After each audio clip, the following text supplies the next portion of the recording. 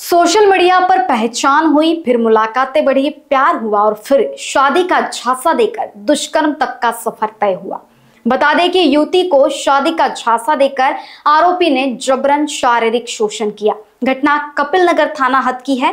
26 वर्षीय पीड़िता की शिकायत पर 28 वर्षीय आरोपी पर मामला दर्ज कर लिया गया है।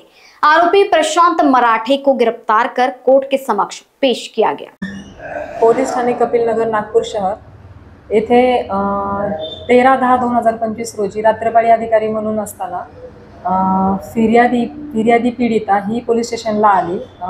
सदर फिर्यादी ही पोलीस ठाणे जरीपटका येथे गेली होती कंप्लेंट करण्याकरता, परंतु सदर गुन्ह्याचे घटनास्थळ हे पोलीस ठाणे कपिल नगर च्या अंतर्गत येत असल्यामुळे तिला जरीपटका पोलिसांनी आपल्या ताब्यात आणून दिले व त्या बयानासह आपण सदरची फिर्याद घेतली।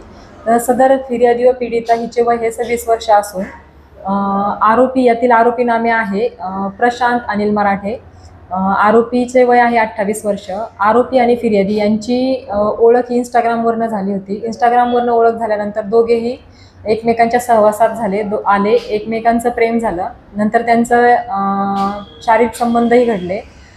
सर्वात प्रथम एप्रिल 2024 मध्ये दोघेही पोलीस ठाणे कपिल नगर परिसरातील हॉटेल पॅराडाईज येथे गेले।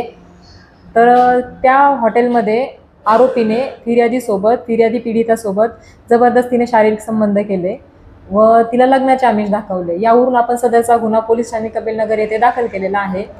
माननीय ओपोनेसो यांच्या मार्गदर्शनाखाली सदर गुन्ह्याचा तपास आम्ही करत आहोत। सदर गुन्ह्यातील आरोपी हा आमच्याकडे PCR मध्ये आहे। सदर आरोपीचा 4 दिवसांचा PCR मिळालेला असून उद्या आरोपीचा MCR होणार आहे व सदर गुन्ह्यातील ज्या गोष्टी आहेत त्याची पाहणी केली असता सदर गुन्ह्यातील गाडी आपण जप्त केलेली आहे व सदर गुन्ह्याचा तपास आपण करत आहोत।